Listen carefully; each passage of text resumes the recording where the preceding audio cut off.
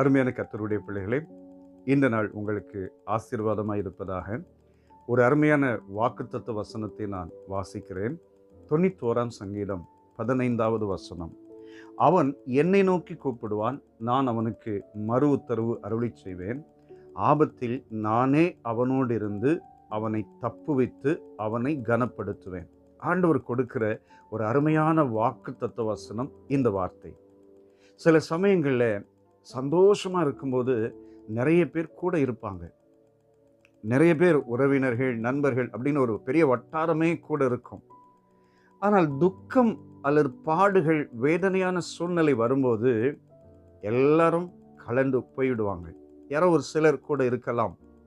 ஆனால் அந்த சூழ்நிலையில் அவர்களுடைய மனநிலை எப்படி இருக்கும்?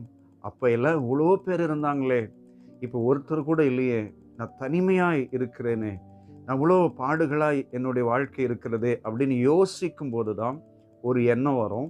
நம்ம ஏன் கர்த்தரை தேடக்கூடாது? நம்ம ஏன் ஆண்டவரை நோக்கி பார்க்கக்கூடாது?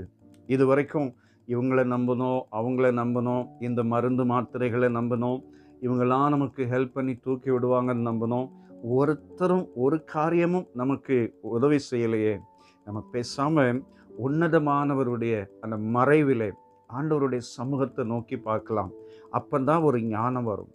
வந்த உடனே ஆண்டவரை நோக்கி கூப்பிட ஆரம்பிப்பாங்க. அதுதான் ஆண்டவர் இங்கே சொல்கிறார், அவன் என்னை நோக்கி கூப்பிடுவான், நான் அவனுக்கு மறு உத்தரவு அருளிச் செய்வேன். சில நேரங்களில் ஆண்டவர் இந்த வசனத்துக்காகவே சில பாடுகளை நமக்குள்ள அனுமதிப்பார். சில போராட்டங்கள் வரும். தாவீதுக்கு நிறைய போராட்டம் வரும்போதெல்லாம் கர்த்தரிடத்தில் தான் போனார். 1 சாமுவேல் 30ஆம் அதிகாரத்தில் தாவீது பெலிஸ்தேருக்கு உதவி செய்ய போய் திரும்பி வந்து அவனுடைய இருப்பிடமாகிய சிக்லாக்கில் பார்க்கும்போது அவனுடைய மனைவி பிள்ளைகள், உடன் இருக்கிறவர்களுடைய மனைவி பிள்ளைகள், உடைமை பொருட்கள் எல்லாம் அமலேக்கியர்கள் சுருட்டி கொண்டு எல்லாத்தையும் எடுத்துகிட்டு போயிடுவாங்க. ஒன்று இருக்காது, எல்லாம் அக்னியால் எரிக்கப்பட்டு கிடக்கும். கலங்கி போவான். கூட இருக்கிறவங்களாம் மேலே கல்லெறியணும் அப்படின்னு நினைக்கிற வேளையில் கர்த்தருக்குள் தன்னை திடப்படுத்தி ஏபோத்தை கொண்டு வர சொல்லி தேவனிடத்தில் விசாரிப்பான். கர்த்தர் சொல்வார், நீ சகலத்தையும் திருப்பிக் கொள்வாய். அப்போ சில நேரங்களில் கர்த்தர் சில சூழ்நிலைகளை நமக்குள்ள அனுமதிக்கிறார் அப்படின்னு வச்சுக்கிட்டா நம்ம யாரை தேடணும்? கர்த்தரை தான் தேடணும். இன்னைக்கு உங்கள் வாழ்க்கையில் நிறைய பிரச்சனைகள், போராட்டம், தனிமைகள், வியாதிகள், நிறைய சஞ்சலமான சூழ்நிலை இருக்கும். உசியா ராஜா செஞ்சது போல தன்னுடைய வியாதியில் பரிகாரிகளை தேடினானே ஒழிய கர்த்தரை தேடவில்லை அப்படின்னு தான் வசனத்தில் வாசிக்கிறோம். நாம் அப்படி செய்யாதபடிக்கு கர்த்தரை தேடுவோம்.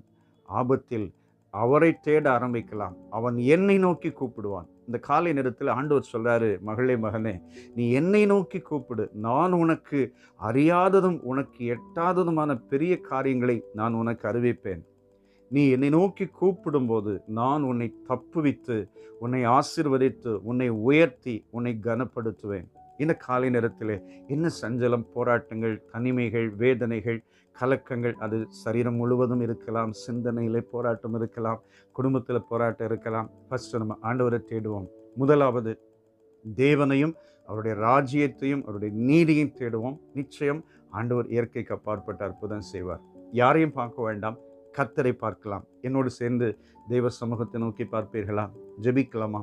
அன்பு நிறைந்த பிதாவே, உம்முடைய வசனத்தில் நாங்கள் வாசிக்கிறதுபடி அவன் என்னை நோக்கி கூப்பிடுவான் என்று ஒரு நம்பிக்கை நிறைந்த வார்த்தையை சொன்னீங்க. நாங்கள் உங்களை நோக்கி கூப்பிடுகிறோம். அருமையான சகோதர சகோதரிகள் என்னோடு கூட இணைந்தும் நோக்கி கூப்பிடுகிறார்கள். அவர்கள் ஆபத்தான சூழ்நிலையிலே, பலவீனமான சூழ்நிலையிலே, கடினமான சூழ்நிலையிலே, வறுமையிலே, உபத்திரவத்திலே ஆண்டவரே அவர்களை தப்புவித்து, அவர்களை ஆசீர்வதித்து, நீங்கள் அவங்களோடு இருந்து அவங்களை கனப்படுத்துங்கப்பா. இந்த நாளில் அற்புதங்கள் நடக்கட்டும். இயேசு இரட்சகர் நாமத்தில் வேண்டிக் கொள்கிறோம் பிதாவே. ஆமென். ஆமென். God bless you. ஆமென்.